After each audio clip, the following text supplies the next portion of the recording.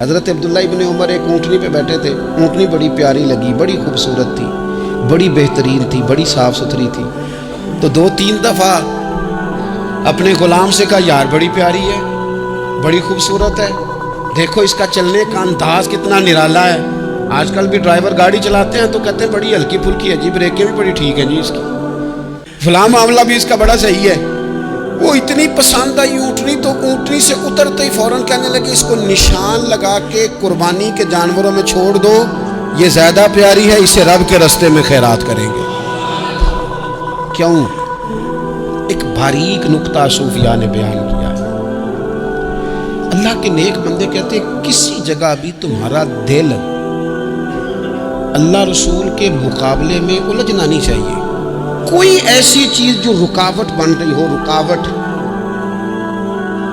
کیا کہتے ہیں, کچرا آ گیا ہے, اس کچرے کو لوگ ٹھیک نہیں کرتے, کہتے نکال دو تاکہ معاملہ صحیح رہے. ایک چھوٹا سا باریک سا ہلکا سا دھاگے کی طرح کا ایک ٹکڑا اگر کسی وقت گوشت کا آپ کے دانت میں الجھ جائے نا, سارا ذائقہ تباہ کر دیتا ہے. لوگ مختلف چیزیں لے کے خلال کرتے ہیں دانتوں کا تاکہ وہ نکل جائے, کیونکہ ذرا سی بھی چیز اگر کسی جگہ رکاوٹ بن جائے نا, آپ بڑا بہترین کھانا کھا رہے تھے, زبردست غذا آپ کھا رہے تھے, ایک صرف اس میں نا ہلکا سا دانہ ایسا ہے جو سخت تھا, کچرا آ گیا, روڑا آ گیا, تو وہ سارے کھانے کا ذائقہ تباہ کر دیتا ہے. بعض لوگ ایسے ہوتے ہیں کہ ایک بال نکل آئے نا کبھی کھانے میں سے تو کھانا چھوڑ دیتے ہیں, کہتے ہیں یار یہ سارا ذائقہ خراب ہو گیا. ہمارے ساتھ یہ ہوا ہے, یہ تو ہے نا دنیاوی معاملات. اسی طرح کا مسئلہ روحانی زندگی میں ہوتا ہے. کئی دفعہ نا ہم ماننے کو تیار نہیں ہوتے, لیکن ہمارے اوپر دولت کی محبت پوری طرح سوار ہوتی ہے, وہ سجدے میں ذوق آنے نہیں دیتی. شہرت کی محبت پوری طرح سوار ہوتی ہے, وہ درود و سلام کا, ذکر کا, عبادت کا ذائقہ لگنے نہیں دیتی. وہ جو کہا تھا نا والذین آمنوا اشد حبا للہ, ایمان والے سب سے بڑھ کر اللہ سے پیار کرتے ہیں, سب سے بڑھ کر رسول اللہ صلی اللہ علیہ وسلم سے محبت کرتے ہیں. کیوں کہا گیا تھا؟ اس لیے کہ ان محبتوں کے مقابلے میں ذرا بھی کوئی اور محبت آتی ہے, روحانی ذائقہ خراب کر دیتی ہے.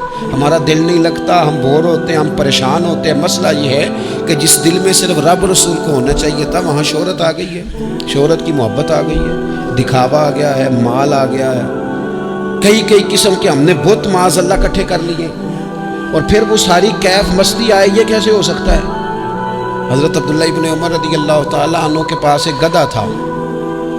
ہم پنجابی میں تو کہا کرتے تھے کہ بڑا ساؤ جانور ہے, بڑا دھیما ہے, بڑا اچھا ہے, سواری بھی کرتے تھے اس پہ, اس پر بوجھ بھی رکھتے تھے, اور بھی کئی کام, جانوروں کا چارہ بھی اس پہ رکھ کے لایا جاتا تھا. بہت سارے لوگ اس کی تعریف کرتے تھے کہ ظاہر ہے اس وقت یہ جانور ہر گھر کی ضرورت ہوتے تھے.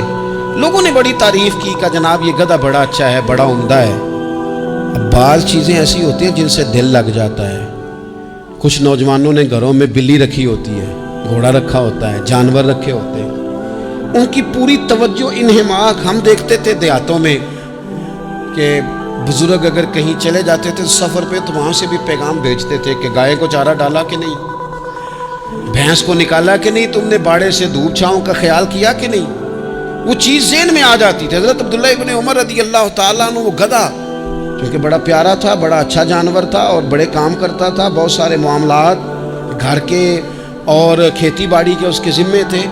تو گھر والے بھی کہتے کہ اس جانور کی وجہ سے بڑی خیر ہے, بڑے کام ہو جاتے ہیں, آپ کا بھی خیال تھا.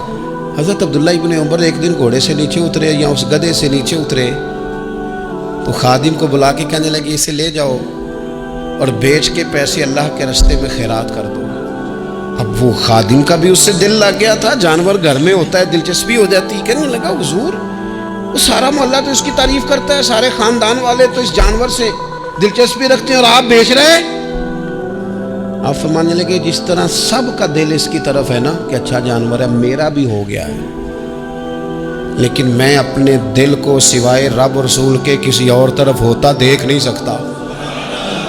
اعظم بلا سے اپنی وہ ہستی ہی کیوں نہ ہو, اعظم بلا سے اپنی وہ ہستی ہی کیوں نہ ہو, جو چیز اس کی راہ میں حائل ہو پھونک دو, جلا دو ایسی ساری چیزیں جو ان کے راستے میں آتی.